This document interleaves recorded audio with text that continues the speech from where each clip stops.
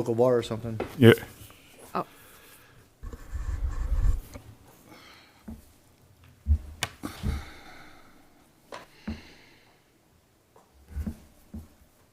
Oh, is that one not working? Okay.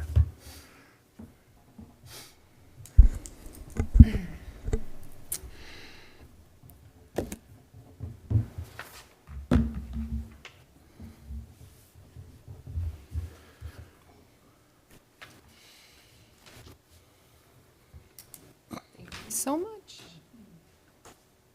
Alrighty. All right, we're live. Okay, great. It is the Planning and Zoning Commission meeting for Town of Poolesville, April 16th, 7:02, and we are calling this to order. It looks like we have one on the citizens' comment, Heather Miller. If you could come, sit, and I know, we just. state, I know, you We just told sat you to down stay over there. State your name and your address, and then you're free to give comment.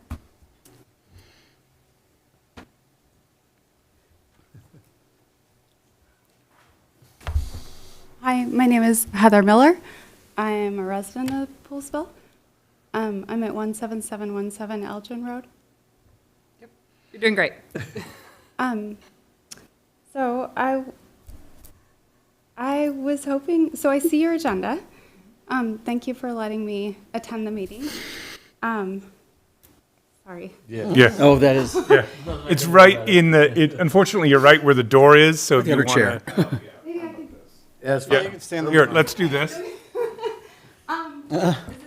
Yeah, if it works for you. One thing. The only thing is that, they won't be able to Oh. hear. There we go. I'm so- So, no, you're good, you're good. Just try to speak speak up a little bit, but you'll be good. Sure. So my understanding is I have just a few minutes.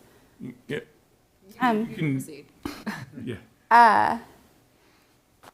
I was hoping to have a bit of an explanation about the development and the variances that have been applied for. But my understanding is I should make my comments and then you would proceed with your.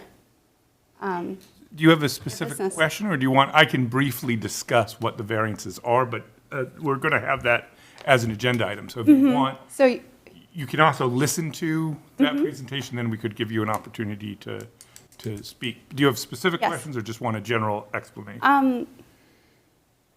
I think that I can offer the comments that I had planned with the understanding that you would proceed with your agenda and discuss the variances. My understanding is that this community considered the development for many years before you approved it.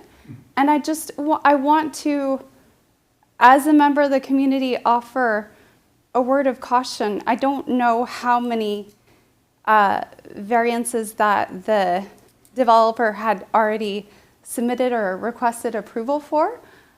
But my concern is that if there are these 5 and then additional requests for variances, that at some point they're just going to be administering the project by variance or by deviation, and then if you carry that too far, then the results of the development may not be what the Planning Commission approved or what the community found acceptable.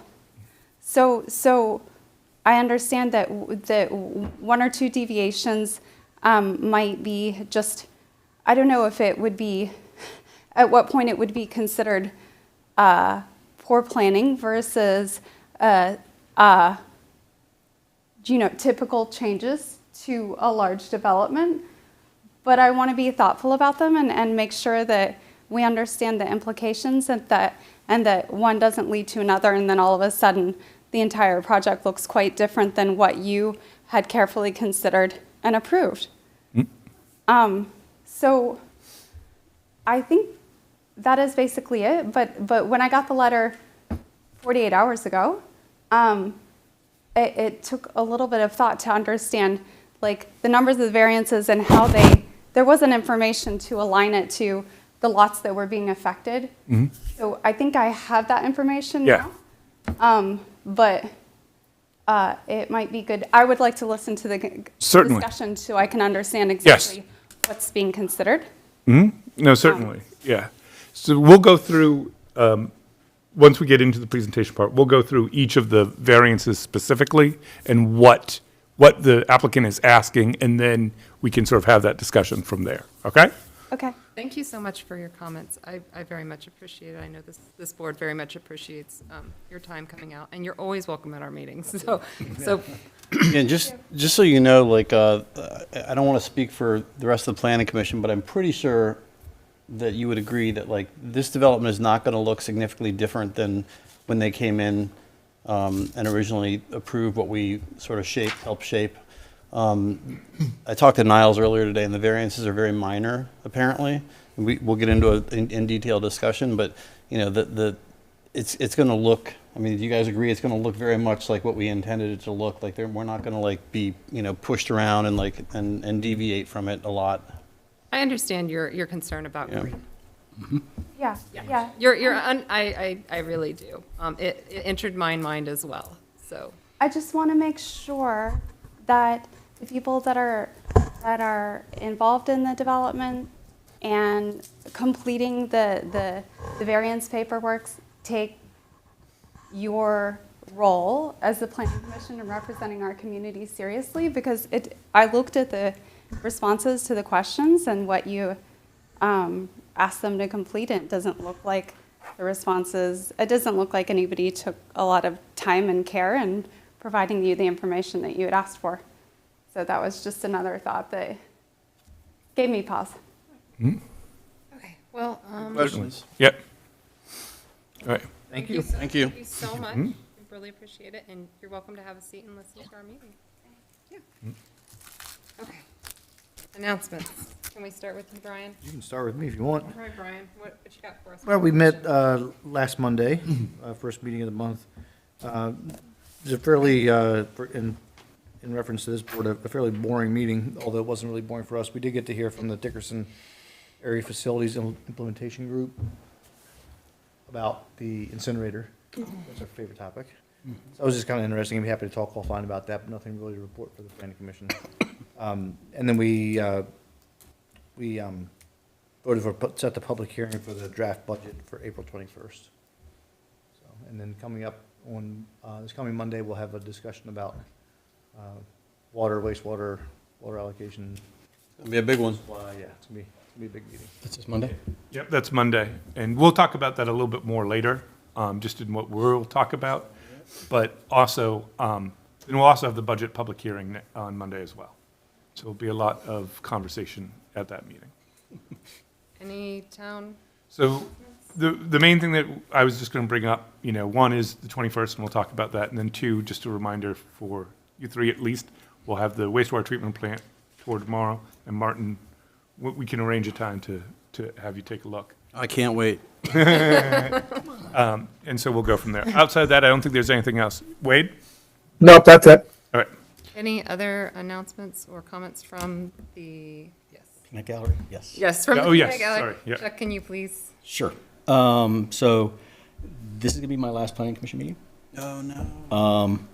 I sat down, took a hard look at my calendar late last week and realized I'm going to miss 5 of the next 6 meetings. And if I stay healthy, I'm going to miss 7 of the 12 meetings next year at a minimum. And with my upcoming hiking agenda, I'm going to be very remote, and I'm not going to really have the option to dial in like I did last year. So I figured when I realized it was that many meetings I was going to miss, it's just not fair for me to take up a seat. So It's cool and sad at the same time. Yeah. yes, Sorry to hear yes. I'll miss you.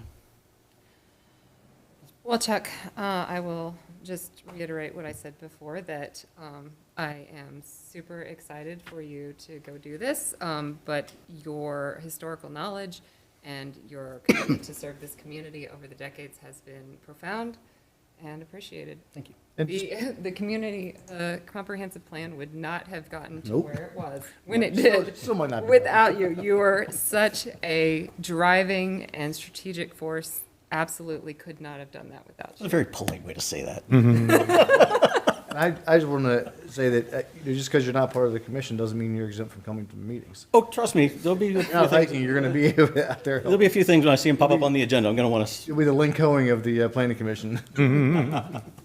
Helping guide us.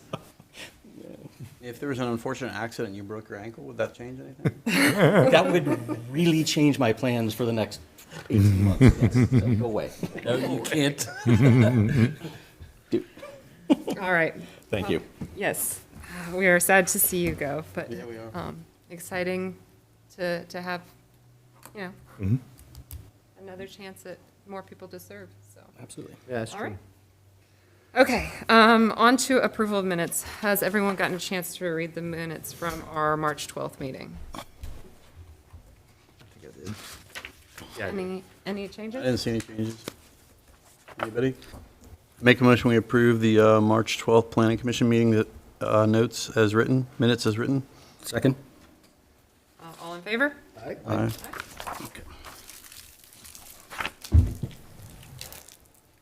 All right, and that brings us to new business. If we could have the representative from Mid-Atlantic Builders come up. And also, do you want to do an Yeah. introduction to our variances? Yep. 001-25 through 006-25 for the, So I'm going to go through I'm going to go through a general part, and then we'll talk about each individual one. So first, the overview. The applicant, Mid-Atlantic Builders, is requesting several variances from the village overlay development standards due to the lot configuration. These variances relate to an individual lot's side or rear setback.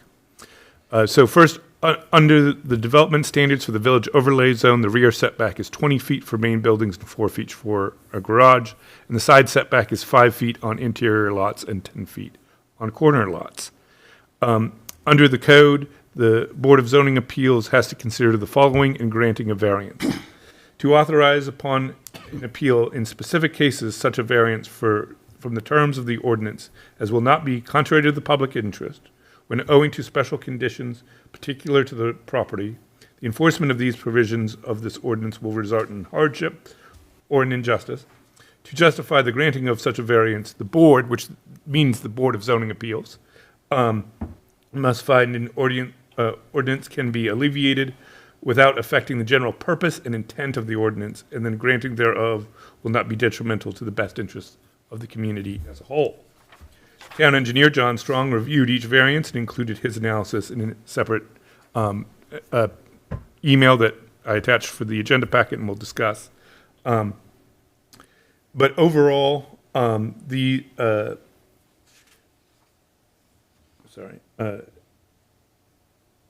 of these variances involve encroachments of the side and rear building restrictions lines. These encroachments range from a minimum of basically an inch to the widest being 5 feet. The applicant offers the hardship that the lot configuration, as well as the width and depth of the lots, make it difficult to site the house on the lot under the provisions of the village overlay. So that was our general overview, and I'm just going to read quickly each of the variances here. So on lot 3, which is this first one here, which I put up on the monitors for you, due to the configuration of the lot property lines and the building shown, the affected rear setback line, the building will encroach approximately 9 inches. Shifting or moving the proposed house is not compatible with the existing lot configuration. All right, so that's the first one. Now, this is lot 4. Lot 4, due to the configuration of the lot property lines, the building shown, the affected rear setback line, the building encroaches approximately 30 inches. Shifting or moving the proposed house is not compatible with the existing lot configuration. Please note that the lot on lot 3 rear line is connected to the lot 4 rear line. So the two are sort of connected in this particular case.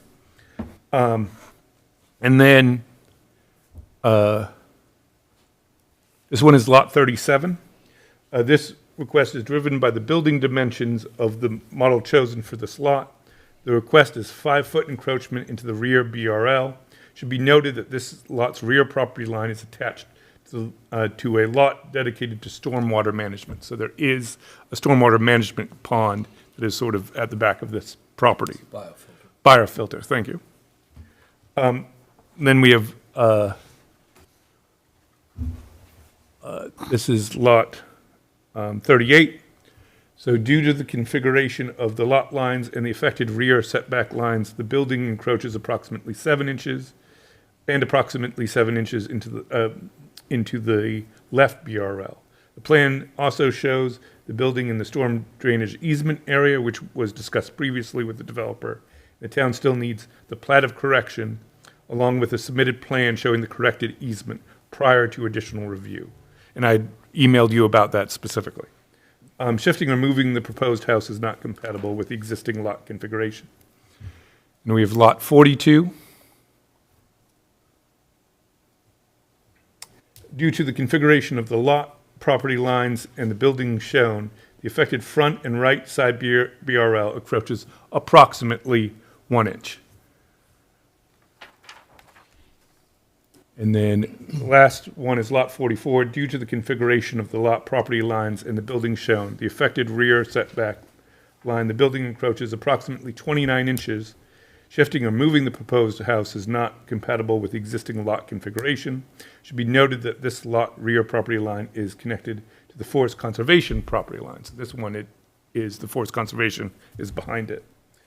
So the conclusion is, unless the design of the structures chosen were modified, lots 3, 4, 37, 42, and 44 would have the same type of conflict with the BRL for aesthetic reasons and utility conflicts. Generally, encroachment to a BRL in the rear of the property is the better option.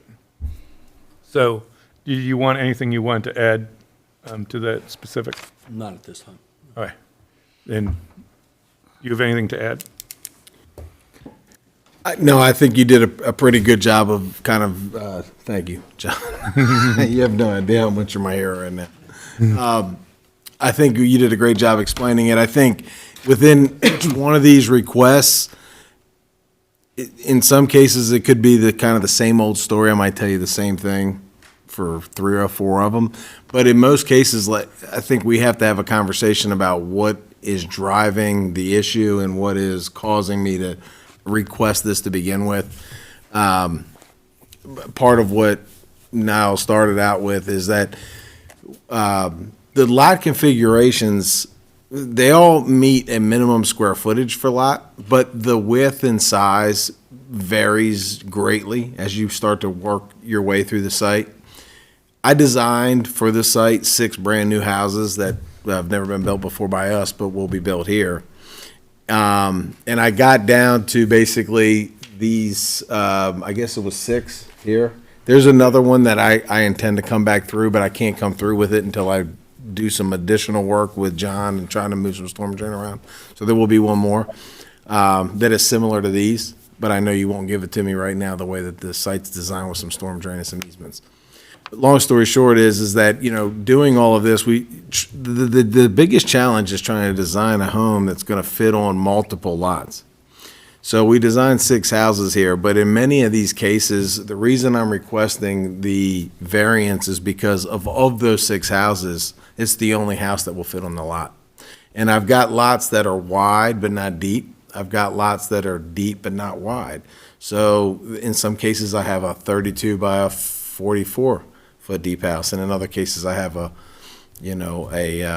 40-foot deep house that's only 36 foot wide. I just have different configurations, and so not every lot really will take every house that we have. And so where we ended up with after we designed all this is this kind of situation with the variances. Each one of them has its own set of circumstances that are kind of like driving us into this situation, which we could go back and like, I guess we could go back and design a new home, but it's going to start to, I think, kind of peel back some of the livability and things like that for those areas. And it's going to probably make us put forth a house that doesn't really, it'll be a nice house, I'm sure, but it's not going to offer the same configuration of the kitchens and the bathrooms and the bedrooms and the living areas. When you start to cut 2 and 3 feet off of the back of a house, it doesn't feel like a lot, but until you walk into the one and then walk into the other. And it's not going to offer to the community the kind of the same level of construction in terms of livability and design standards that we're going to offer to everybody else. And I don't want to see those 7 lots get cut short because of that, which is why I'm asking the question. Do we want to take these variances one at a time and look at each individual lot? Sounds like it makes sense. Okay. I think maybe could we group in 3 and 4 together since those are back to back and they have similar variance issues? Let's look at 3 and 4 I'll then. make a general comment first. Sure, please do. I do think we kind of anticipated this when we talked about the size of the lots that we were doing, that there was going to be some configuration issues. We couldn't identify them. I don't know if it was this builder that brought it up or if it was Mr. Clifford or somebody. I just remember this just kind of us being warned that what we're asking to do over there is very tight, and that we probably would expect to see some variances. So it's not particularly shocking to me that we're seeing these so soon. I'm actually a little surprised that there's only one more in his that he's got. I've done a lot of deals and I've built a lot of houses in my life. I spent more time doing a lot fit on these 61 lots here for me than I have spent on any community I've ever done, because it was so precise, like an inch mattered, and it had to be right. While we're looking at these one at a time, John or Nels, do you guys have the larger map with the lots so we can help Yeah. context? So just give me 1 second while you guys. That would be great. Yeah, I don't believe that it was Middlebury Builders that brought that to our attention because it came up a long time ago. yeah. So it was definitely before you all were on board, but I know that was a discussion. I believed that the homes that I designed would fit. There were some things that I learned as I started citing them that I had overlooked, and that's frankly why we're here. Some of the porch sizes, some of the encroachments of those porches and things like that, there were some things that I overlooked, and to the tune of a couple or 3 feet. But you'll see as we go through these easements that those couple 3 feet mean everything. Yeah. One.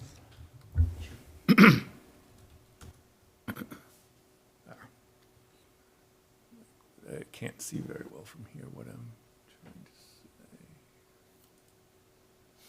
There we go.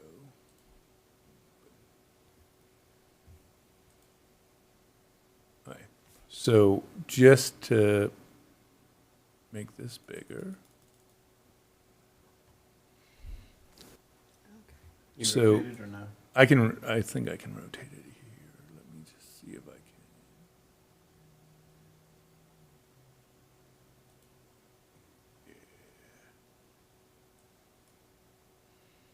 can. Okay. Nope, it Oh, didn't. you're gonna have to. Yep, I'm gonna do it one more time. Do. There we go. There we go. Okay. Thank you. So 3 and 4 are these, here, I'm gonna zoom in a bit more. But.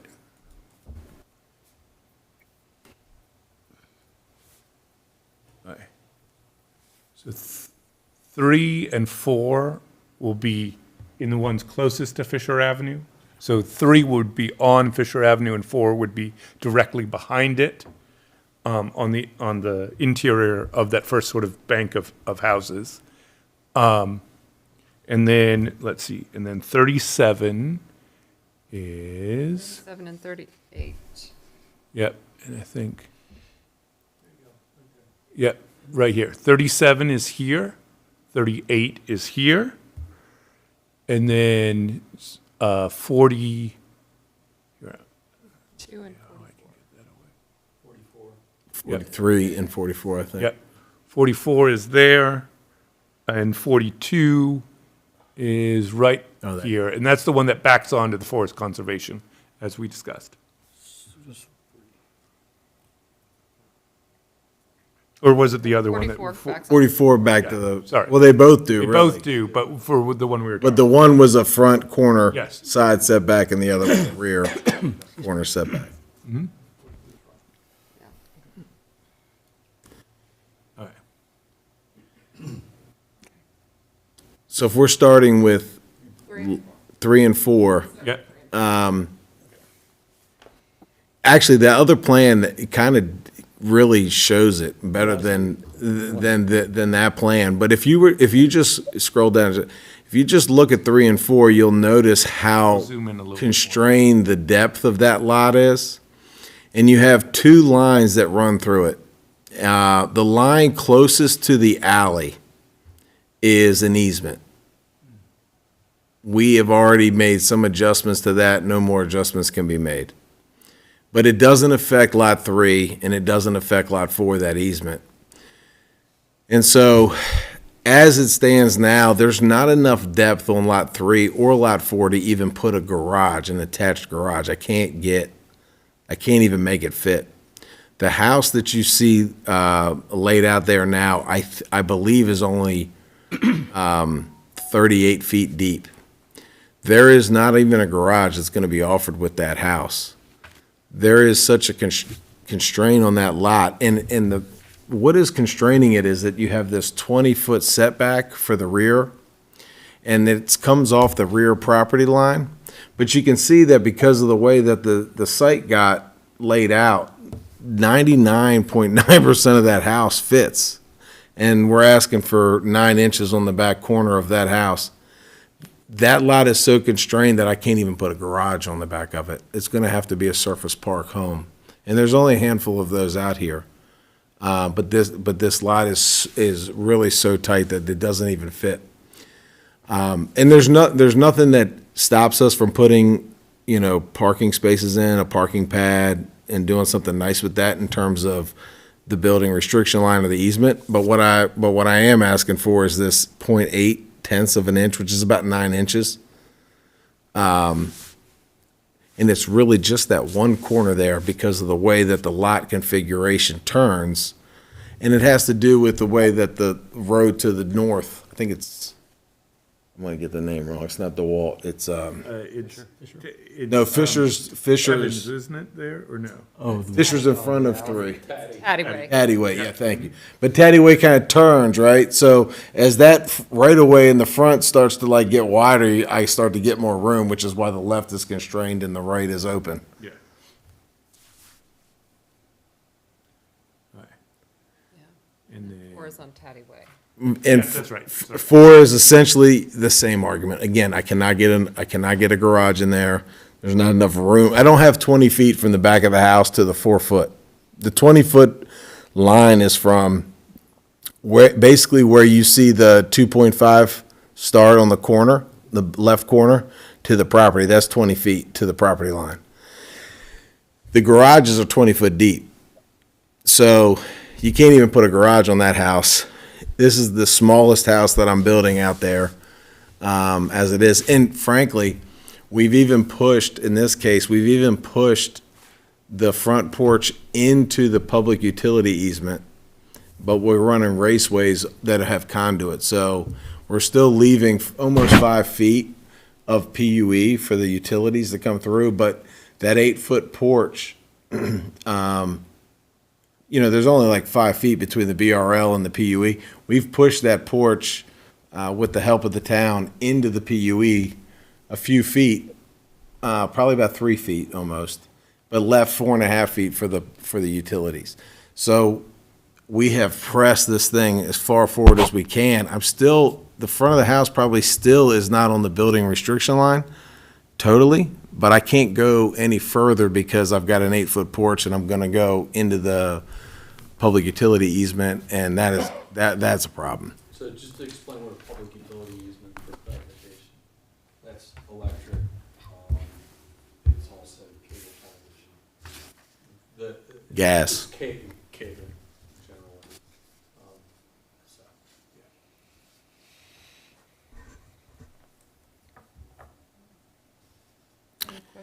comments? So again, about 90% of that, well, I should say, maybe 50% of that house fits within it.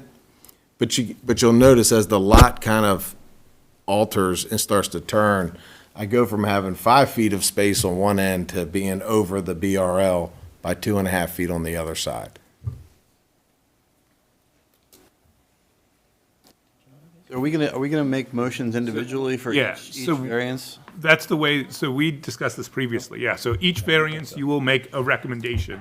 And just to explain the process, then these variances have to go before the Board of Zoning Appeals. So there's a second meeting in which they have to present these changes. So this is just the Planning Commission making a recommendation to the Board of Zoning Appeals. So I'm curious what Niles, what you and what John think, and is Wade on the line? Yeah, Wade's, Yes. yeah, he's here. I'd love to hear your guys' feedback and like on Can I, these two. can I ask for just a quick break? I gotta Yeah. use the bathroom. Yeah, go ahead. And we can, you'll hear us. Yeah. We can talk badly about you while you're gone. But yeah, I mean, some of this, and John can chime in as well. In some cases, these are fairly minor in what they're doing. It's more about these specific lot configurations. I mean, one of them we're talking about an inch, and in a couple of cases, it's just a few inches. In other cases, it's a little bit more established. But it's all about these little contours of these small lots. Right. So in that sense, as I said before, or as I said to you, these are minor variances. I don't think these particularly affect the overall intent of the village overlay, for example, or anything to that Let me degree. back up for a second. Like this, I think this is my first big development Yeah. that I've worked on. So hold on, let me just ask. Is this pretty typical? Like, I mean, like, there are always like little, like, I need a foot here, a foot there kind of thing, or no? Usually the lots are bigger. Okay. And so the homes can be slid around or reversed or Right? what. One of the things that, like, these lot configurations are extremely tight, which plays a part of it. And then the other part is in some of the cases where how the lot lines fall, that creates an issue, like was said. When we looked at it, of course, we're just looking at what's being proposed. And so you end up with these minor deviations in the overall plan. I must say also that many of these you'll never see because it's the foundation. So the foundation is 24 inches wide, but they got to construct within the building restriction line. So when you put the walls up, because it's going to be centered, right? You now cut 12 inches off, but the wall falls, it falls within there where the housing wall is, but the foundation is over the BRL. So, did you want to say something, Wade? Sure. I think that when we first take a look at it, we look at the character, make sure that it doesn't change what the character of the neighborhood was supposed to be like. Then we take a look and see that it infringe on any utilities of any type, and we saw that they didn't. And then we look at it from a fire safety issue. Is there something that's going to make an area smaller where safety equipment can't get through where it could before? And with the minor details we're looking at here, we didn't find any of that. Yeah. So Wade and Niles, you guys don't think it's going to affect the aesthetics for this one we're looking at of the project at all? Not at all. Yeah, not in any substantial, Okay. not in any, in some cases, literally visual way. You wouldn't know the difference. If I could add just one thought. The code would allow me to build a garage on the back of that house all the way out within 4 foot of the end of the property line. So in theory, I could build a building. I could have a structure that was built beyond that 20-foot rear BRL all the way out to 4 feet of the property line. So the idea that you wouldn't see something like that here, I think is a miss, because you would see it. The only reason you don't see it now is I don't have 20 feet from the back of that house to the property line. I can't build the garage and meet your code. So all I'm asking for is to be able to encroach over that BRL by 2.5 feet to be able to deliver to the ultimate citizen that's gonna be living there, the same house that everybody else is gonna be getting, that's in elevation. And not have to go cut 2.5 feet off the back of it and maybe, I say this, it's an assumption, it's not a fact. But I think cutting 2.5 feet off the back of these houses, something like that, probably takes away from the livability and the enjoyment that somebody's gonna receive from living in that house. I mean, 3 feet out of your family room is a big deal. Yeah. Doesn't seem like it when you say it, until No, somebody takes it out of your house. Lexi, do you want to go through these and do motions, or do you want to go through all of them, talk about them, and then do motions individually? I think I'd like to take them in chunks, if that's okay with you. So we discussed 3 and 4, 'cause they're right next to each other, they have similar issues, and then. So then do you want to go back, do you want to vote on these I two? would- I think I would like to vote as they come up, unless there's any reason that any of you would. I'm good with that. And I have one comment in general, just as we're looking at these, and that is that my concern would be trying to maximize the house size on a lot, and we could probably fit something smaller, and these obviously are not, these are very small houses. This isn't the bigger size house that they're building, so I see genuine interest and effort to try and make things work, so I'm willing to match that.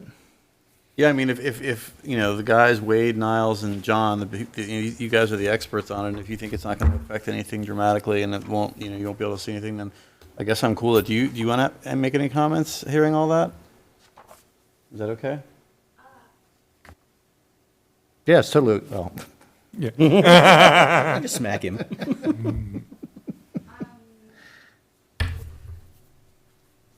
It seems minor, but I think it's less about like the livability and what it's gonna be like for the eventual resident and more about the developer's bottom line and how much money they're gonna be able to charge. It seems like they had to fit the maximum number of houses in a pretty small space. The problem that was created, I mean, seems easy to fix if you built one less house. But that obviously would maybe require a little bit of a change in the plans. I have a question. It seems like the copy of this drawing that I saw was from '22, and I wonder if the commission has just access to an updated drawing that's more recent, This was just done, these drawings here were just done the individual ones. within the last 2 to 3 weeks. So Yeah, you may have seen drawings before that I didn't do. the one that the So one I can answer this. So the one that we've been looking at online is part of the concept plan, and that is not a finalized plan. yeah, so- that's the one that I saw. Yes, Yes. so yes, you are This- correct that that does not have as much detail, because that is a concept plan from before. And I agree that if they took out a house, they could probably fit better, but also they would have to start this process over again. And that, when you're talking about their bottom line, would translate into the ultimate buyer's bottom line. So I just want to take a moment to like appreciate that this did not happen in the last year or the last 5 years. This process has been ongoing for at least a decade or more. And so when you bring up these points, I appreciate them, and they are true, and I'm glad that you are bringing these to our attention, but they are not new points. Yeah, yes, I appreciate that. That was kind of a tongue-in-cheek comment. It wasn't completely like. You can never tell sometime in these meetings. Correct. Right. And I appreciate the fact that the community has been considering this project for a long time. I have not lived here for 10 years, so I'm a relatively Understood. recent. John, yes? I just wanted to point out that there is a final plan that incorporates all the infrastructure and everything else. And that was passed last year, I think. Yeah, I think it was 24, yeah, 24, where it was that, a yeah. final- Yeah. Final sign off. But So what you're seeing here is just the concept plan Yeah. that, It is a concept. that gives us kind of the general boundaries of what took place. If- The plans that he's using are from the final plan. Yeah, right. And are if more- you would more like detailed. access to look at those plans, the Freedom of Information Act allows you to come in and request to look at those. So you are welcome to do that. And we can provide those to you. Okay, for Like, Friday. yeah, that's not an issue, you know. I'll give Yeah, them. I would, if you'd like to take one. Yeah, I think, because I appreciate your concern too, but I think it's important to understand that the developer, as you see that person, is not me. I'm just the guy that's actually building it and building the houses. And so the bottom line for me is, it isn't what you think it is. This is more about, at the end of the day, I could design a smaller house. I will still make the same margin on that house. But it will be a house that does not fit within the rest of the community, and it's going to be altered in some probably material ways that are not positive. All right. That's all. So I just understand that, like, I'm not the developer. I'm just the home builder. Okay. You know? I'm not sure that this discussion is productive. Thank you. And so I'm going to bring it back to actually discussing these. I appreciate your concern, but I do want to actually move forward with what we're working here, the variances. So, you're not the developer, you're the builder, got it. Concerned citizen, thank you. Also, there's more information at the town hall. You're welcome to come in during the day. But we do have a meeting, so I'm going to see, is there any other comments or concerns or questions about lots 3 and 4? I think I'd make a motion to recommend to the BZA to approve the variances for lots 3 and 4. Yeah, I'm good with that. Second. All right, all in favor? Aye. Aye. All right. Let us move on to, I think 38 and 37 are together. They have similar issues. Let's see these in the bigger one again. Yep, These I are the will do ones have that. the- Yep. the- So we're going to move up here, and that's these two, so 37 and 38 was what we were next going to talk about. And there are issues with these. Is that stormwater what is that? Is that a biofilter back there? Bio. Yep. What's the design of that gonna look like? What's it gonna look like? Is it gonna be flat? Is it gonna be a deep swell? It'll be a slight swale with a biomedia in it that Montgomery County is using for water management treatment. Fenced off or public access if they wanted to? It may not be fenced off. They typically aren't fencing them off these days. They I wasn't just sure with the slope- media they just in slope there. it down there. It's a. But it's a gentle one, not like the old school Yeah, no. Okay. Pond, yeah. Not a pond. super swales that we used to No, do. no. Okay. And they will have plantings in them. They're required to have plantings also. So Who maintains those? HOA? this HOA will. Okay, I just wanted to make sure. Montgomery County may, or sometimes the town does. Since it was. But- No, the stormwater HOA related, I wasn't maintains sure if that these. was gonna be the HOA or us Yep. that had to maintain. Okay. All right, thanks. Niles, want to tell us about these, or John? Right, so this, as we said before, so 37, this request was driven by the building dimensions of the model chosen in the lot. The request is for 5 feet encroachment into the rear BRL. Should be noted that, as we just talked about, this lot's rear property line is attached to a lot dedicated to stormwater management, which we just discussed. So that one is, I think, the biggest encroachment is lot 37. 38 is due to the configuration of the lot and the affected rear setback line, it encroaches approximately 7 inches and approximately, so from the rear, and 7 inches on the left side BRL. The plan also shows the building in the storm drainage easement, which was previously discussed with the developer, and that's where we have already requested from the developer that they, because we had a discussion about that, that easement of a plat of correction to show what the actual width of that will be, which will be sort of updated. And this goes back to those more detailed plans we have that show exactly how wide those easements will be. And I would only add to that I'm only requesting a variance subject to the plat being approved. the plat of correction being approved. That's correct. Can't issue that permit until we get it. I was gonna say, does the fact that this is outstanding hinder us from proceeding with? Making a recommendation, it's just a recommendation. And then the Board of Zoning Appeals, they won't be able to build their stormwater if they don't do what they're supposed to do. So 37 has 5 feet. Yeah. By the way, Zero is on the back, doing that. I know. Yeah, okay. and 38 has 7 inches at the corner, Yep. right there. That 5-foot that's where it says 5-foot side BRL. You can see where the 20-foot stormwater easement is, which is the one it's there, and then it bounces into the 5, which is closer to that dash line, which is the stormwater. It's about a 6-inch variance into the side BRL once the storm drain easement gets replatted.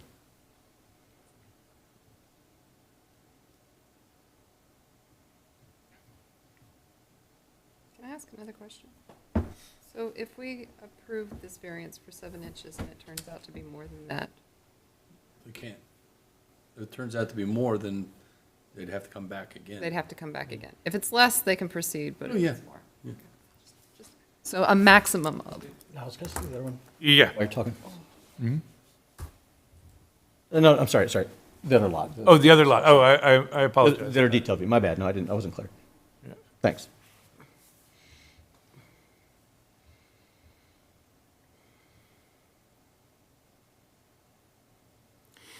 I think it's important to note that lot 37 and 38 both have the same exact house sited on them. Well, that's boring. I understand.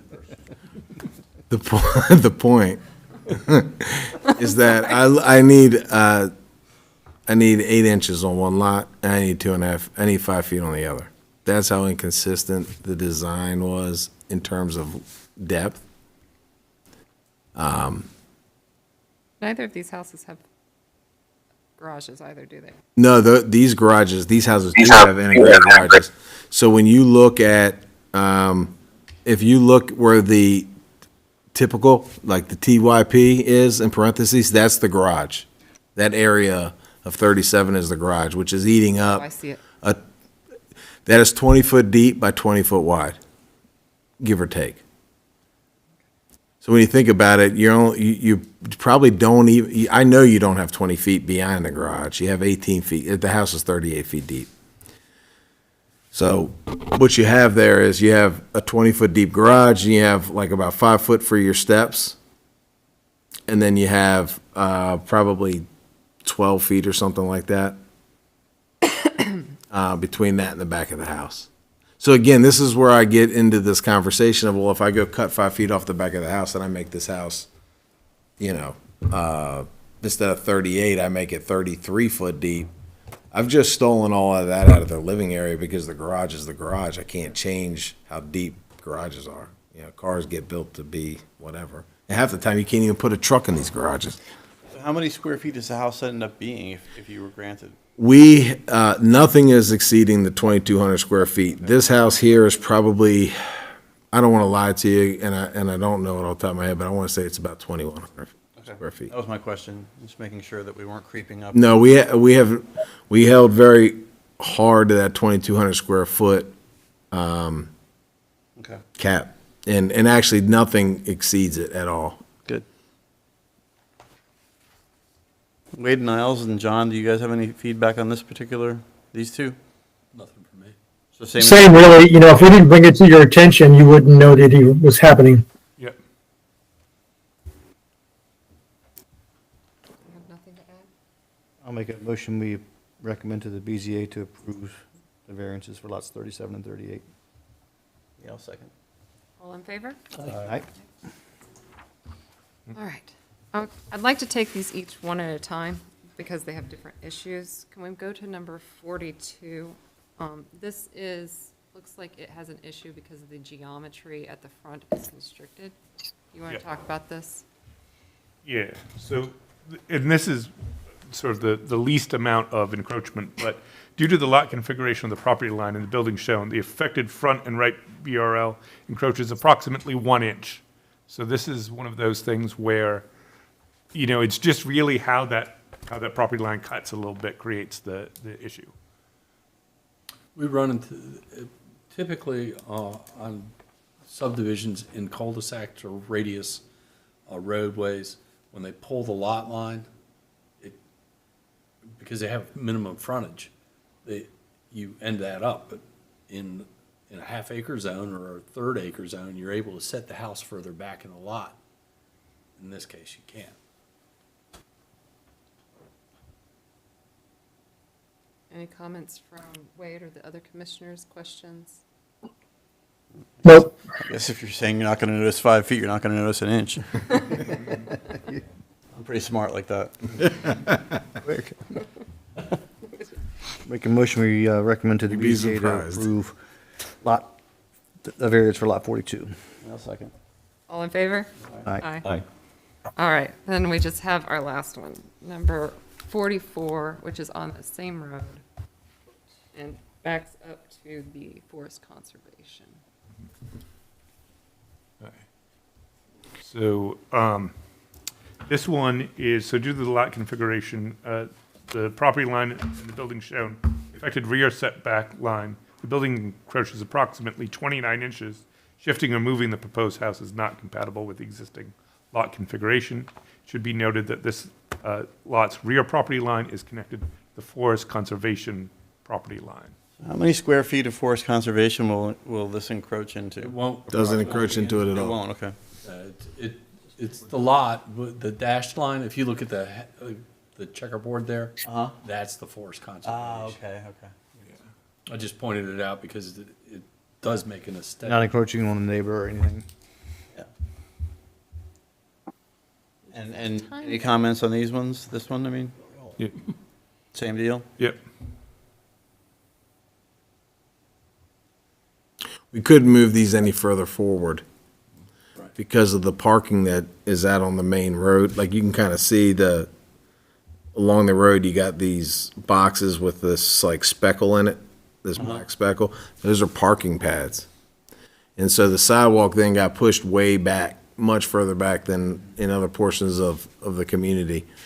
And so we could only bring the house forward enough. We couldn't go over the PUE at all because we needed to leave room for sidewalk and steps off of the porch to get to the sidewalk, I should say. Not to mention, as it is, I don't want a 17% driveway. They need to lower that. I'm sorry. I'm just looking at it. I'm getting twisted in other things that have nothing to do with us right now. Like 17%? No, that's not going to work. That would, What's 7.6%? 7.6%. 17.6%. It shows the driving up the ramp. Listen, you should deny my variance just for that. Okay? That is way wrong. I'm sorry. That's just wrong. There's just no way that's right. I like hiking on that. Change it. Get to work and do your math When better. he submits his plan, and if there's mistakes. It won't be that. I promise you that Pick that much. up in these compliance forms. We look at all of these lots on all of these specific measures and such. Before we make a motion and send you on your way, I just have a sort of unrelated question. Is there somewhere online or something we could see what these houses are going to look like? Yeah. Like a rendering of them? I'm planning on being back in here in a couple of weeks so I can show that to everybody. We have picked a horrible time to do this, but we worked away from a group that have been dealing with, and we're working with this new company called Hierarch. They have rendered the rear load stuff, but they haven't finished rendering the front load stuff. When it's done, it's like a 3D model. Like, click on it, you Yeah. can spin the house around, you can do all kinds of cool stuff. You can see it on the lot. It'll have a 3D model for the community. Unfortunately, they're moving pretty good, but it's just taking us longer than I thought it would take. I thought I'd have all that stuff now because I used to just be able to order renderings. but Are they this- going to look in the ballpark of what we've seen the mock-ups, like the? Oh, no, it's going to look exactly like that, but with the color palettes nothing's changing from what you've seen, but it'll give it actual dimension, you know, like it'll give it Yeah. color, and you'll see the porch, and it's like a 3D rendering of the site, or I mean, of the house. And then they have the ability to then take your site plan and drop all the houses on it, so it has this like 3D model of the community. Okay. Will you send this to Niles and will you? Yeah, Yeah, as soon as I have it, I'd give it to you. I mean, they're going to send it to us, and then in May, they're going to come to a commissioners meeting and show Yeah. what the whole thing is going to look like. Cool. Planning commission or? So just, To the commissioners was our plan. so just to let you know also that when a zoning compliance form comes in, we get the architecturals too. So we look at the architecturals, there's a two-step process to review those architecturals to make sure they're compliant with the code. Yeah, and in this case, because of this specific development in the village overlay, there's a whole design manual, and there's a checklist that they have to go through on the materials, on the porch, everything. So it's a more thorough review than in any other Yeah. subdivision that we do. I'm sure they're sleeping with that design manual. Well, you know, as soon as you get it, will you send it? Hit Slept with it all of it, close I think. Slept with all of it. Yeah, I'm like a direct neighbor, so that's why I'm curious, you know. Well, I think you'll be very happy with what, you know, we are, we've been a builder for 40 years, but I would call us more of a boutique style builder than we are a production home builder. I have high hopes. You wanna? Oh, yeah. I forgot we Stay had- consistent. I make a motion, we recommend to the BZA to approve the variance for lot 44. I second that. All in favor? Aye. I vote with you. Thank you. Guess we'll see you in. So was there, did we need to vote, was that the last one? That's Did the we vote last on one. 30? 2, 2, 1, and 1. Okay, well, hopefully I will see you in another month. And we'll send you soon the hearing date for the Board of Zoning Appeals part of Part this two. process. Yep, part two. okay. When do you think the model home's gonna be done? I don't think we're gonna start it for another month. We just submitted it Yep, to the county. perfect. So we'll have the permit, I think, in about 30 days. If that thing gets started, let's say it gets started May 15th, just round date. June, July. I think it's gonna be middle of September. We would be hoping to have that thing ready and done and have a grand opening for Poolesville Day. Okay, That's kind of my thought. And we're gonna be opening and having an opening for sales over here. We might host an event. Mr. Clifford has offered his farm to us, so I've been trying to kind of get that sorted out. But at some point, we're gonna do some event, and then once we get the model built, we'll do a big grand opening, and we'll have food trucks, and hopefully everybody in the town comes out. Hopefully all of you guys come out. And even if you don't want to buy a house, just come enjoy the food and get a feel for, you know, the houses. I think we will be I think we'll probably start, if I can get permits for all of them, 15 houses between now and the end of the year. What's your build date? My build, like my time Full- frame, Full build. to build out the whole thing, I think it's about 2 years from the time I get all of the hurdles out of the way. So let's just say it's 2 years from middle end of summer. The hurdles are myself, like, you know, the development, you know, all that, so that they can be in there, and then it's just a program you're selling. And let's just hope that the, you know, tariffs and stuff don't throw a wrench in that. But I really thought that I could sell 4 a month here, which means I could probably do this in less than 2 years. At 5 a month, I'd build it out in a year. 60 units. May I ask one more question? Oh, sure, thank you. Yeah, sorry, I just wanted to make sure that we were making progress. Go ahead. Yeah, I'm concerned about the cost of construction materials and how that might affect the entire project. I don't have an idea, I'm not in construction, I don't have an idea of how many, like, long lead materials that you've already purchased to build these houses, so that the cost of construction doesn't skyrocket and you don't have to charge way more for the houses. I just don't want you to have to, like, abandon the whole project halfway through. I think that would probably be bad for everybody. Yeah. Well, I'm really concerned. You and me both, honey. I don't know what's gonna happen with construction costs. I know that tariffs on lumber have been put on hold. I know that, If you checked in the last 30 seconds, it could have changed. that's a fair point. Yeah, but that's the problem. I mean, what you just said is the problem. As of this morning, I felt very confident about it. I don't know what our future holds with our current administration and everything that's going on with the tariffs. I remember when COVID happened, I thought that that would be temporary, and we never recovered from it. We've been paying the same prices for the most part. I'm not saying it hasn't eased some, but it isn't what it was pre-COVID, and it's not even close to what it was pre-COVID. Nobody shares your concern more than me. I just invested $8 million in this piece of dirt, and I've got another $8 million in the ground. This thing goes south. It's gonna be me that's got to deal with that. So I can appreciate that. I think for me, my goal is always to offer the most affordable home I can offer. I just don't know what it's going to cost me to build it at the end. I know what I think it's going to cost me. I knew what I thought it was going to cost me when I did the project. Realistically, there's not like, the chances that you would have to abandon the project and leave an empty field are pretty slim, right? Yeah, I think that, If they have to do that, this isn't the only place we'd see it. yeah, It'd be if a- that it'd be a happens, historic, national issue. we got a huge problem. Yeah. I agree. I don't think we can control that in this planning commission.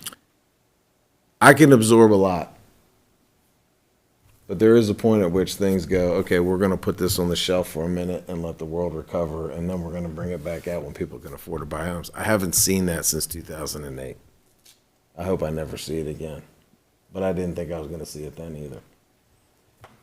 I don't have that crystal ball. Yeah. But I'm moving forward with the project. I'm spending real money, which means I believe in it. And I'm not going to quit now. So we're going to have to work with this thing until we get to the end of it. Hopefully, we don't have that problem. All right. He doesn't want to take his bonds either. That is true. Which doesn't get the houses built, but does get the community finished.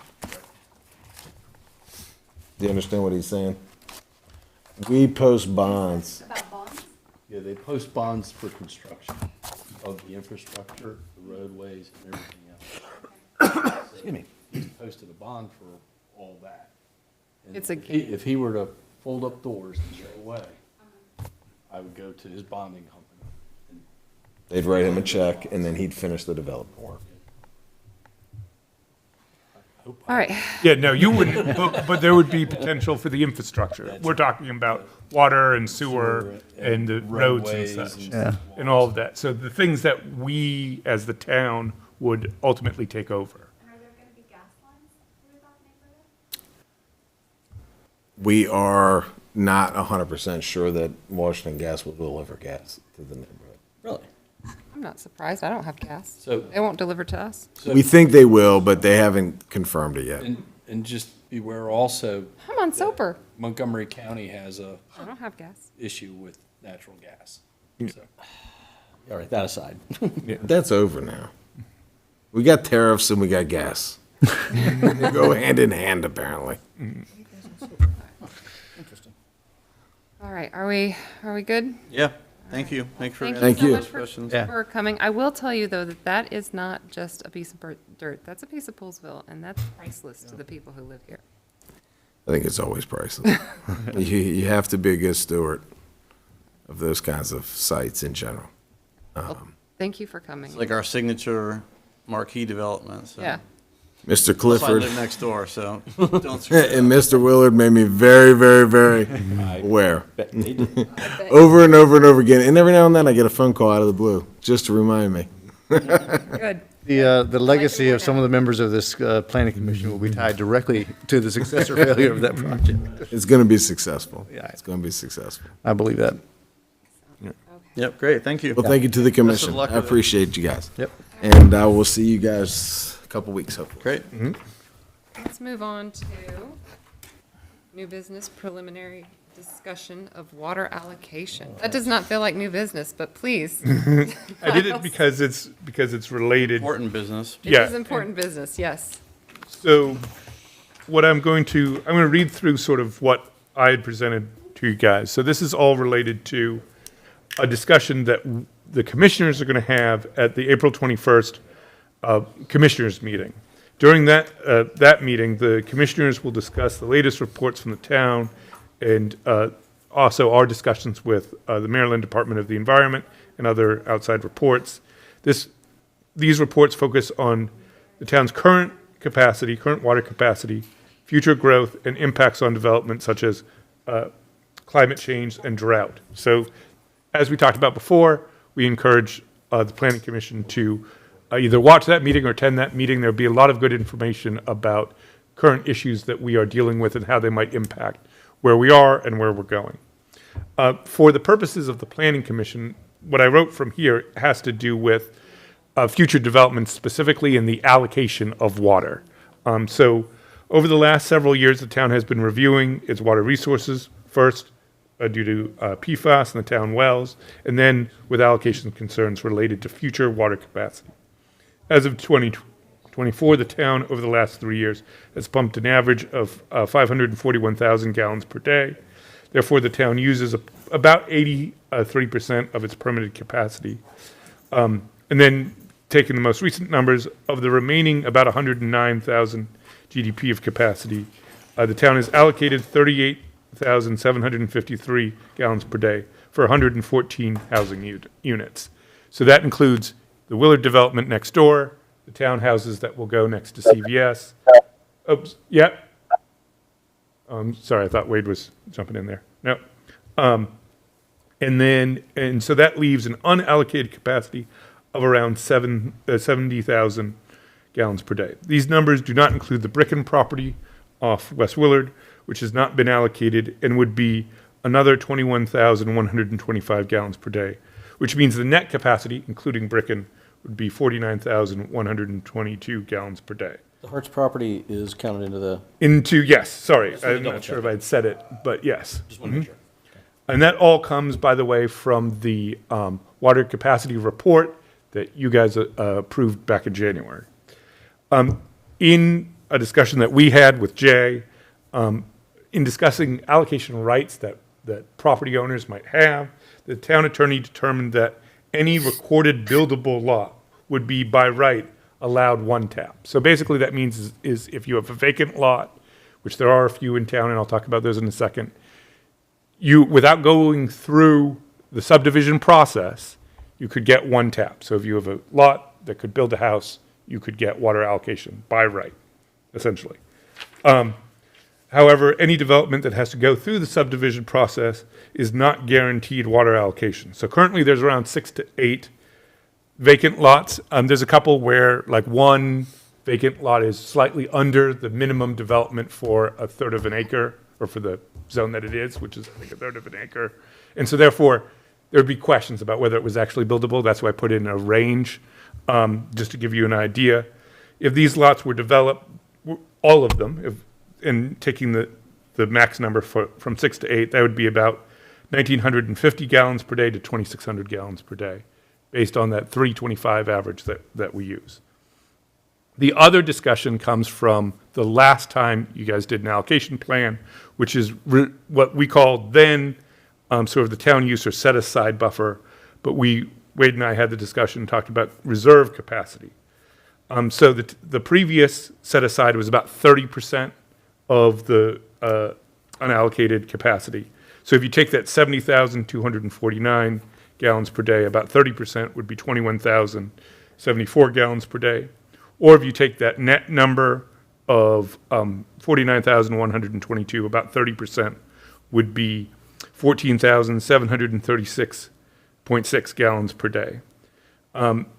Wade and I have had conversations, and Wade has had conversations with MDE to try to determine what a minimum set-aside buffer based on sort of the state's modeling of these type of things. And I think Wade can speak to that a little bit more.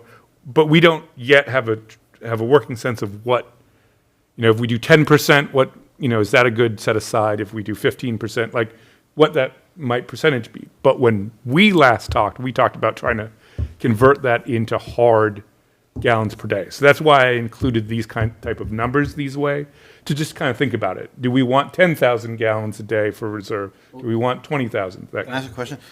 So if the town, if MDE came in and said, you know, oh, you only need 10%, but the town wanted to keep 30%, Yeah. are we allowed to do that? Like, and we can't get sued by Yeah. developers and stuff? Right. So, I mean, obviously there's. They can always sue. Yeah, there's, That's what I Jay was would just say. going to say, But- there's always some legal Right. capacity, but it's my understanding, and Wade can jump in here in a second, it's our water to allocate. And so therefore, as long as we have a plan that says this is the amount that we have to allocate, Yeah. we can decide what that allocation number is. It seems prudent to keep like a high reserve capacity. Right. And so that's just the way to think about it. The other thing just to keep in mind, because when we talked about this last time, was also other priorities that the town might have, so including a community center. I had got some good information on 2 current community centers in Montgomery County, and they averaged more or less between 325 and 400 gallons per day. So it's about the equivalent of one house is what the community center would offer. And those are ones without pools. Because our community center won't have a pool, so I tried to make sure everything matched. Another potential use would be a food co-op. There's been discussion about this. Based on the market study that the town engaged in, the smallest idea for a food co-op was about 15,000 square feet. So I used WSSC's guide for a supermarket, which, based on my summation, is probably more expansive than what the food co-op would be. So I got for that about 4,320 gallons per day. But I think, just off my own thought, that's probably high. Yeah. But I just wanted to give a number for that. And so as I mentioned, another primary use of the town set aside or buffer would be for the impacts of climate change and drought. The spare capacity, water conservation measures, and well redundancy will allow the town the flexibility to react to the potential changes to the local climate. So this comes from more of a discussion that we'll talk about at the April 21st meeting, but we just wanted to note that part of what we want to do is potentially want to do, is be flexible and respond to the issues that we might face. Yeah. So the last point that I'll just make, and then Wade can add more, is after the April 21st meeting, we'll probably follow up at the next Planning Commission meeting with more details on what sort of the future of capacity and the future of these issues might be to talk about allocation. So that concludes my part. Wade, did you want to say anything? I can jump in and say all kinds of things, but Yeah. what questions does the planning commission have of us as, from staff? I mean, a lot of moving parts to this thing that we didn't even touch on yet. Yeah. I have one kind of a clarification. I just want to make sure my math is right. So if I'm doing the math right, keeping the 30% buffer, there's about 25 to 30,000 gallons in a perfect world that's still available for some future development. Do I have that number about right? That's about what, I think that's about what it would end up being. That's about, I don't know, 100-ish It- EDUs roughly, maybe? So yeah, so 100 EDUs would be 32,500 gallons. Okay, so it's That's right- 100, so. Right around 100. Yeah, And, So, but we're looking at it kind of a simplistic way. yeah. I know. And then, Very macro is what I'm just trying to get my head around. and actually, Okay, because there's drought factors that have to be considered in here also. Yeah. And then Pat Hammond, you're gonna find out, has a climate change factor Yeah. that he submitted also. Now, so MDE, we met with them, MDEs, they don't have a climate change factor. They do have a drought factor, and they say they build it into the permit. And they say that we're okay to 6,500. Kathy Mims now saying the new numbers from last year, droughts and stuff, that we are not gonna make 6,500 people. And then Pat Hammond saying, no, you're going to have trouble with the build outs you're having right now, potentially in the future, because really climate change is where Kathy and Pat really separate. His crystal ball is a little bit different than what Kathy's. She just used a higher heat number and some minor droughts where he really brings in these real heavy numbers from other sources, Potomac River Basin folks and some national climate change experts.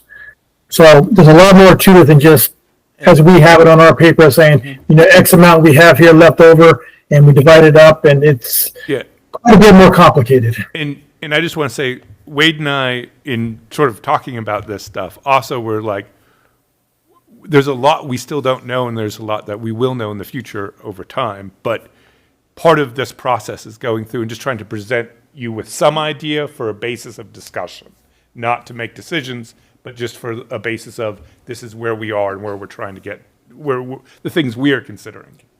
So where did MDE come down on this? Like somewhere in the middle? I mean, like you went to, I'm just oversimplifying, but you went to them with Hammond, you went with Kathy Mim, and what was that discussion like in a nutshell? They're the most liberal.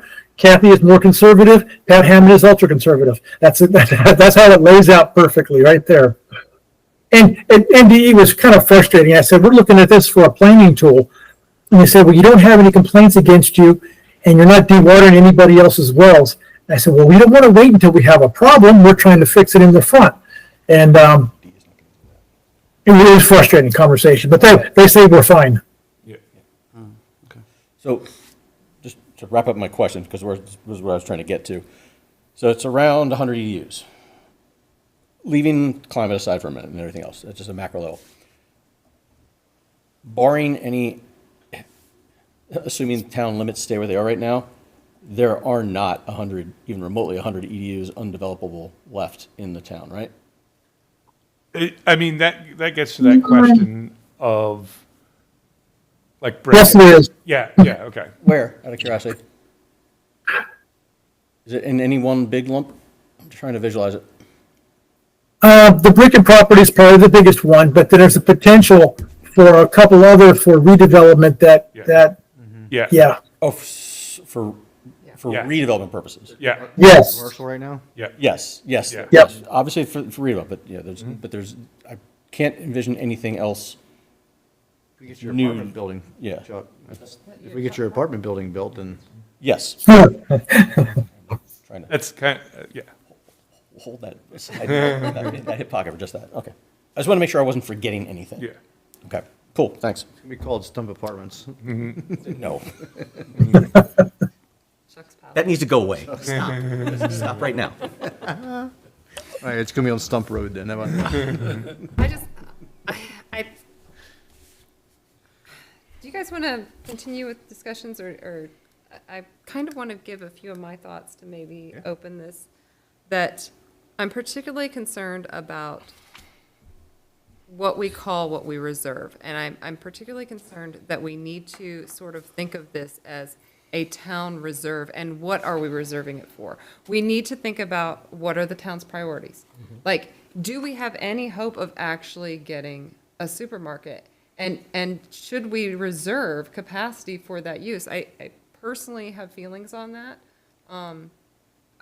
We're opening it to discussion here. I'm just saying, I think that we really need to think about what are our priorities, what are we hoping that we can capture with that water, and how much of a buffer is a reasonable buffer that allows for sort of the unknown with climate change. And so we've put that number at 30%, but I appreciate, thank you, Niles, giving me numbers that say a grocery store is 4,000 gallons a day. Like, I think that we need to have that sort of discussion, and I'm not sure that we need to have it all this minute, because there's probably individual research. I know I need to sort of think about what are the priorities that I think the plan, but, you know, if we do increase Do you think there's density. priorities that are different than what we called out in the master plan? No, but I do think that we need to put those words out and say, these are a priority, and we are holding allocation specifically for this, and this is why it's 30,000 gallons and not 20,000 gallons. And Jay would love that, because now there's actually some much more concrete basis to argue that from. So But that'd be it also wonderful. sounds like legally, we don't have to have any. Until you get drug into court. Which has happened to us, not on this topic, but on some other topics. You know, Yeah. it can happen. But as long as we have a plan that says this is what we're doing. Yeah. Yeah, the more, And the more, somebody doesn't come to us and say, oh, no, today it's gonna be 50,000 gallons, so you can't do your development. my point is, a semi-arbitrary 30% could be argued, well, it's arbitrary. Yeah, I mean, So the more we could quantify it with these aspects from the master plan, this is what it's gonna take, Yeah. we'd be on such better footing. Yeah. Yeah. Because that I'd was, like to see it quantified. Yes. right, and all of this was just trying to pull things together from what we've previously discussed to sort of create a framework for discussion, not setting any boundaries on the discussion necessarily. We're not voting on anything or anything tonight, right? No, So this was I'm specifically sure I'll just have to more put it there. questions, but I want to listen to that meeting Monday, and Monday's gonna be you know, good. There's gonna be a lot of information there, obviously. Tuning in. I'll be very quiet. Try to make that one, because that should be an interesting Yeah. dynamic. Does anyone have anything they want to add to this part of the discussion, or just, we can sort of Yeah, I sit got on one, it? one question, part of me doesn't want to ask Yeah, this you one. need to talk, because you won't get Um, another chance. So, it's been a while, so where do we stand in general, macro level, on our PFAS topics related to, Right. how are we doing? Right, so we obviously, we have installed the filters on 3, they've been operating, we've gotten into a pretty good routine with the change out and how that works. Well 2 is literally in the process of being, because it's not on during the winter right now, it's literally in the process of being turned back on and operating with the filters and everything. So there will be a period where we'll have to learn with well 2 about how often we're changing out the media and things like that. And then the rest of it is that more long-term plan for 4 and 14, for blanking on another well right now that would be affected by 5, I think, and those type of things where it's potentially connecting all the different wells together. John has put together a general plan on that. We've applied for state funding on that. So that's going to be, we probably won't know about the state funding until October. So there's going to be a sort of a runway there where we'll learn where we're really going to be long-term on that in the coming months. And the quality of the water after post-treatment is. Yeah, it removes all of the PFAS. You know, it's very effective. Also removing other stuff, right? Like Oh, yeah. all, Yeah, yes. all kinds of bad things. Yep, definitely. And so that's been it's been highly effective, and that's been the very good part of this. And we're still moving forward, looking for we have a forgivable loan for $750,000 to build enclosures for 2 and 3. That needs to be done also before we even think about giving another dropout. Yeah. And so that's a current project that we have underway already, and Well, it's on paper. yeah, on paper. I was thinking more the approval process is on. Sorry, wait, did you say we have that loan, or we're planning on getting a loan for that? We've been approved for the loan. We're going through the process now with the bonding council. Great, so we've been approved, that's all, that's Yeah. good, wonderful. Yes. You said MD said we're good for 6,500, but Kathy said less. Do you have a number? Did Kathy give you an So estimate? that's where we're still trying to work out those details. My understanding, Wade might have something later since he's been talking about this. It's around 64. Oh, so it's not like a huge, like, Not a huge difference, no. but it's still a difference. But there's other mitigating factors you're going to hear about. The horse pin branch is one. It's an overallocated watershed. And in speaking with MDE, our permits are up for renewal in 2026, and they want to try to mitigate that somehow. It's overallocated. They may pull some allocation back out of that watershed, which would really mess things up as far as our water balance goes, and we need to address that. So we'll find out more about that on Monday also. So between the two expert hydrologists, you're talking about, it sounds like you're talking about 1,000 homes that are in question. Is that right? No, I don't think it's that many, no. 6,500? No, No. 6,400 and 6,500, that was the difference. No, I'm talking about between Pat Hammond, because he's yeah, 50. he's basically saying that like you guys are probably good where you are. Is that right? By 2040, yes, because you'll have climate change by 2040 with severe droughts, and it's going to impact it. So that's for his. We're going to try to break it down at different levels and where they separate. You'll see climate change and future is really where they separate. Right. And are you guys going to present like what you think like your best guess is on Monday, or? I think the most important thing is showing what the data is that Kathy and Pat and such have. As Wade said in an email, and I think was very good, this is the beginning of a conversation. Right. So Yeah. I think that's where we have to be at, and put all of that forward first, and then we can talk further about it. Yeah. This was just a trailer for Monday. Yeah, I get it. coming soon.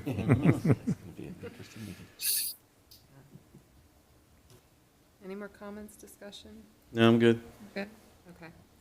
And then that brings us to old business, the Cultural Arts District parking discussion. Yeah.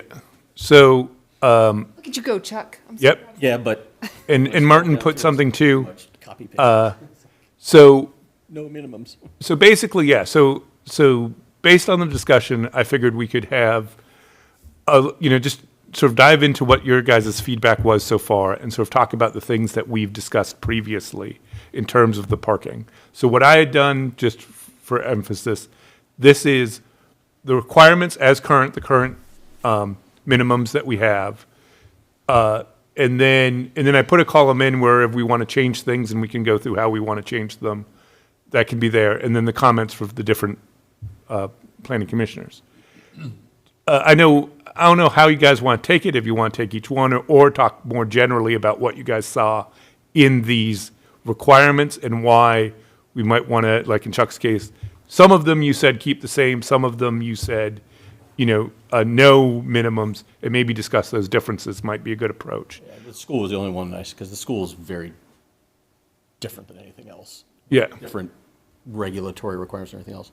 Just philosophically, because remember how we kind of got to this, it was a philosophical thing I brought up. I don't remember when we started this conversation. But the philosophical concept was to try to move away from the more complex parking requirements we have to, on one end of the spectrum, the farthest end, a no minimum parking requirements concept, and to supplement that with some form of additional municipal parking to balance that out. I think nationally, we've seen a move away from parking minimums and a move towards parking maximums. So putting rails on one side but not the other. And I think the approach that I've read a lot has been that, in general, the individuals developing the spaces and the professionals developing the spaces have a better grasp on what the parking needs and requirements are than, us. Is this, Simplistic. Yeah. does this leave us the opportunity to discuss a project with somebody in the Cultural Arts District and say, actually, your plan for 4 parking spaces isn't enough for us, we need you to have more? So that might be a way we could address it if there were uses where you felt, like, for example, making certain uses either a special exception or have some kind of mechanism to do it, is my thought, or in specific instances have minimums, that fit that use. It's not a huge concern for Yeah. me because we're not talking about needing 1,000 spots in that area. It's Yeah. not going to be a huge parking problem in Poolesville. But just wondering if maybe we could have recommendations. Would that be reasonable for us to say, this looks good, but we think that you could probably use a couple more parking spaces in this. I'm just trying to think how we could legally, this is going to be a J. Right. How we'd approach that. I'm sure there's a way to do it. Just off the top of my head, I'm not quite sure how to phrase that. And I think it might be more, again, if you're, what is it that we're thinking, what types of things are we thinking that might come into play? That might also be a way of framing it so that we can see what we want to say, right? Because, like, in some cases, you have things where you're not going to have many, parking visitors. And so maybe it's better to say, yes, no minimums for that. And then for other things, put in a little bit more control. But And just that reminded me of something that I forgot about, even in one of Lexi's comments, plus what you just said reminded me. So when I first brought this up, I was thinking, I did make a comment months back, and I forgot about it until now, that the no minimum thing, except for residential. You gotta do something for residential. I forgot about that. And you had an interesting set of comments, I think it was in here, on the boarding house topic. yeah. Which got me thinking about the residential piece. Like, normally we primarily think about business or commercial type uses downtown. There are a few residentials right now, but when we get into redevelopment, hopefully in the next few decades, that's when I think a lot more of the residential could come into play.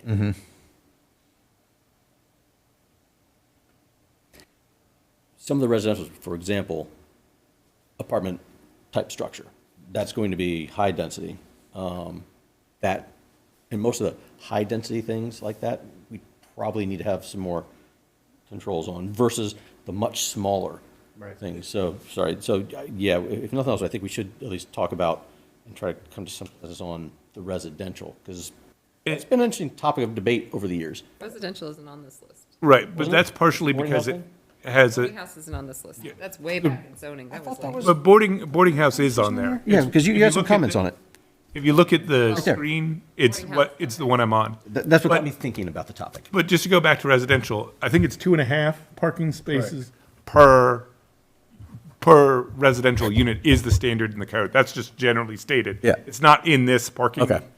section. This is, because this is all for commercial. This was just commercial. Yeah. Except, well, But Boarding the house. other previous thing that we had talked about is doing residential in the cultural arts district Yeah. by special exception. Yes. And so in that, through the special exception process, going back to what Okay. we talked about before, we could have more specific ideas about what the parking should be because we have a process to go through. I forgot about that. That does help tie it nicely back together Yeah. with an SE, since we already did that, or made that.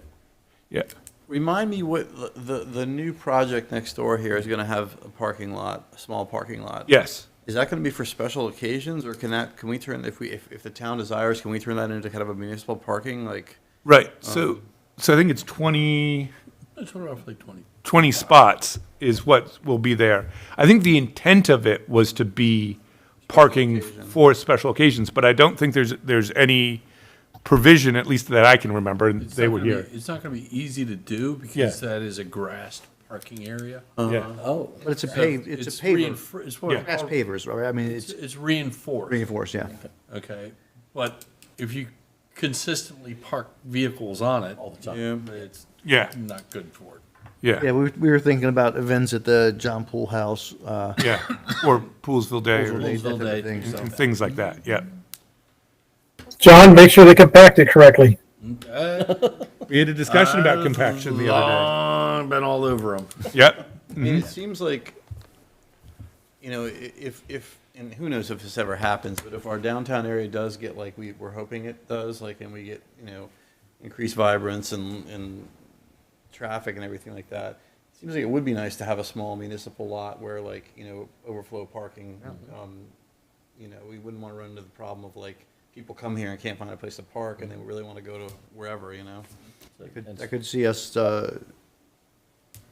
making that into a pervious parking area at some point. I know you're. Like a town project. We've also got the Dillingham Park, that whole structure area back there. And there'll be more parking there when the It's community. a community center. Yeah. Based on all of the A lot of plans that parking we've back done there. John, you previously. gave me the numbers about a couple months back. Yeah. there's a bunch. Yeah. Yeah. Is there anything the town could buy, like purchase, like all behind Bassett's or anything like that? You know, that, I mean, that would just depend on circumstances, I think. Yeah. You know, just because there could be things there, or there could be a parking agreement, or there could be various things to Well, do. and the agreement thing was, I would still like to see us, and we talked, I think we recommended tossing this over to, The Parks Board? no, Lincoln Company, just blanked, sorry. the committee. Fair access. Thank you. Yeah. Sorry about that. To fair access. So I did have a conversation with Fair Access about the high school is what you That's were, it, yeah, what you were going to talk about. That's where an agreement would come in beautifully. Right. And so I know I had a brief conversation with Fair Access, and they thought that it wasn't a bad idea to pursue. I think we have to have what their feeling was that we need to have a set plan of what we are actually asking from the schools to do. Sure. You know, and they would be willing to support that at that time. We wouldn't be making agreements with the people like behind Bassett's or anything like that, would we? Yeah, I'm not saying that we would. I'm just saying, like, if we wanted to try to find a way of adding more parking. Yeah. I mean, In my mind, though, like if you say like, hey, you know, if it comes to Bassett's, can we borrow part of your lot or whatever? Like, can we get some kind of a handshake agreement? you know, well, if what we're hoping does happen, like, and a lot of people are coming in and using that, you know, they're probably gonna wanna hold on to their property because it'll become valuable and, Yeah. you know, we'll lose that parking.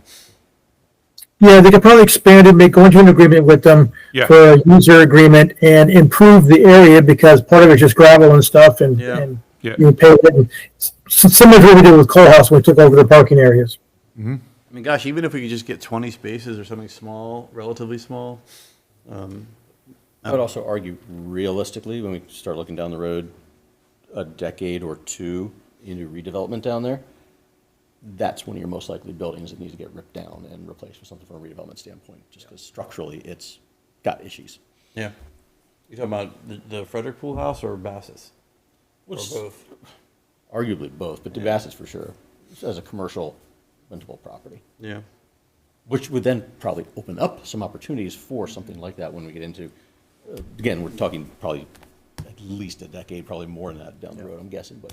But in a pinch, we could make the spaces over here, if we had to, we could pave them, it would cost a lot of money or whatever, but, And there's stormwater and all the other We're gonna have to things. deal with all the other. things yeah. that go on. Yeah. Stormwater, of course. Yeah. You've got Dillingham, which is even more parking. Yeah, but people are lazy, they don't wanna walk like, you know, it's not a long walk, but like, Well, that opens up another possibility then, so we might not be able to get a handshake agreement and buy some lots somewhere, but if we could somehow, and I know this is a little bit of a stretch, try to get some walking access from Dillingham back through here somewhere, that's, I think it's gonna be a big thing. I mean, right now, everybody does it, yeah, but there's really no access. yeah, exactly.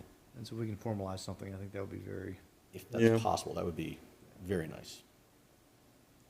Because it's really, it's not very far, it's just that right now you have to go, technically you have to go around 2 blocks. Yeah, you have to cross the street because there's Yeah. no sidewalk, yeah.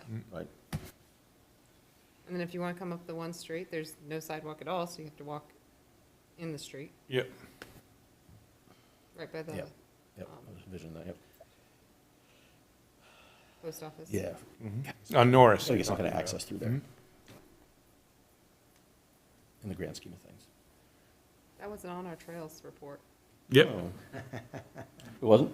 it's not, Yeah. no, it's not part of the trail connectivity issue that It's, we're Yeah. addressing. yeah, it's a, No, but we at the Parks Board talked about it in regard to our overall We talked about it sidewalk. here. Yeah, That we just kind of need to formalize that path that goes into the shopping center. yeah. And then that gives us some access to the rest of the town. There's sidewalks on the side of the town. It shouldn't be a huge undertaking, right? It's not a very long path, but it should be stairs and rails where it's necessary. I think part of that is the conversation with the property owner. yes, it's somebody's property. Was It's- Oh, yeah. was at least my understanding of the last time that was brought up. I think that was. Shopping center property owner, right? I mean, Yeah. Mhm. well, I think we should start thinking about, I mean, like, we are thinking about, but like, Yeah. start like, you know, trying to get these agreements in place, or like, start sort of putting feelers out, because, you know, it's our job to like plan, and like, you know, maybe these, our beautiful historical arts district never really pans out like we hoped it would, but maybe it does, you know? When we approved that Duncan, we really should have told them that they had to provide access, because we were giving Yeah. them parking spaces. We had some leverage there. Yeah. Yeah, we did back then. That's on me and you. Yeah, it is, it's on me for sure. I said we, but Yeah, yeah. All right, well, I missed that discussion. yeah, it's before your time. So. you, Hey, we made them put at least a little walk from the sidewalk up to the Dunkin'. They weren't gonna do that without a fight. We got that in. because of the late hour, do you wanna, if I promise you I'll put my comments in the Yes. parking thing, you wanna skip this conversation until we can all put comments in? I thought we just had a conversation. It was just I mean, yeah, this is Yeah. That was a sort good of the general things. I think if there, I think this is, Okay. this was very good. Orange And just then we wants to can, adjourn. and we could do little that. bit. And then we can come back. And I mean, obviously, the cultural arts thing is the thing that's continuing on. Yeah. So we Yeah. can go from there. But this is good feedback. I'm, on the other hand, though, I'd love to put this to bed, like, I know it's still a few meetings away, but like, Yeah. you know, we've been doing this for a while now, we got all the zoning to look at, so. It's important, I mean, it's a really important Yeah. one. I'll tell you, generally, I think that the approach of no minimums is where we should be right now, and we just need to keep an eye on it, right? If things start to happen quickly, we just take a look at, does something need to be addressed? Right, but I think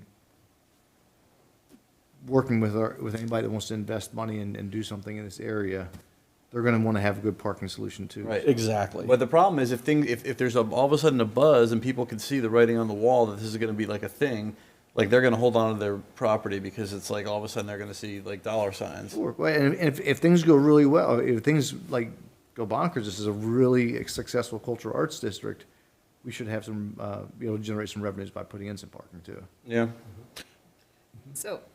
on If that, there's space for it. I would Right. like to say again that there are 3 things to parking that you can have. You can have the free parking, you can have available parking, and you can have convenient parking, but you can only choose 2. So, to what you're saying, that if it is available and it is ultra convenient, then it should not be free. I don't, Those are the 3 rules of parking. That's good. not like Fight Club, but different. I have strong feelings on parking. You don't have a degree in this area or anything like that, do you? I might have done a few parking studies this month.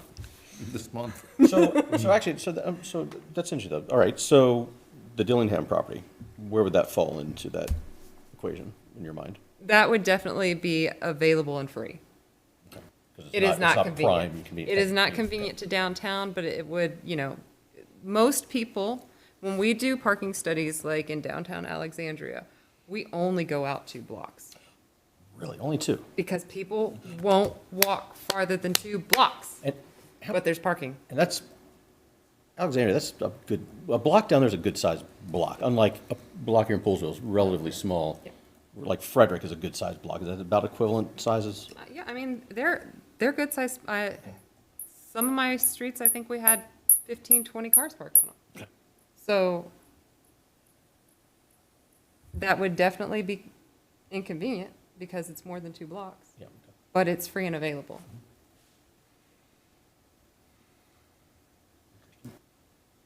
Keep hitting that one, because that's, I forgot that conversation from Yeah. a month or 2 back.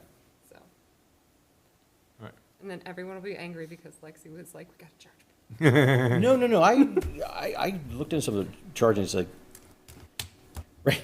I think I even talked to Wade about it once a couple years ago. I was like, with the small amount of parking we have right now, it's probably not.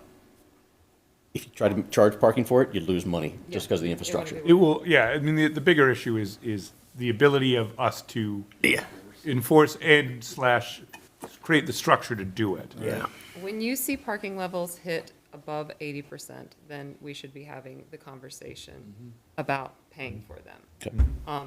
If we get to 90%, there should be a lot of paid parking because that is highly profitable sort of areas. That's people pulling out and pulling right back in if we hit 90% occupancy. I'm just saying, we gotta think about that though, because there's not that much land up there where this could be. But we need the Whether it's traffic. pay or first. whether it's not pay, like we gotta, Yeah. Yeah. It's almost like catch-22, yeah. Yeah. But this really comes into play if we get, like I said, further down the road into redevelopment times in 10 or 20 plus years. I'd love to be having a conversation in 15 years about, oh my gosh, we really should have done a better job providing parking. Yeah, great problem to have. we would have been successful. Be a great problem to have. All right. I'm gonna make a motion, we adjourn. Second. All in favor? Hi, Aye. All I right. should let Chuck make a motion on his final is- meeting. that's okay. 8:46, and this meeting is adjourned. No, were you not paying attention? I did, but I wasn't sure if it was like your second to last. Oh. I was like, 10 days from now, or wait a minute.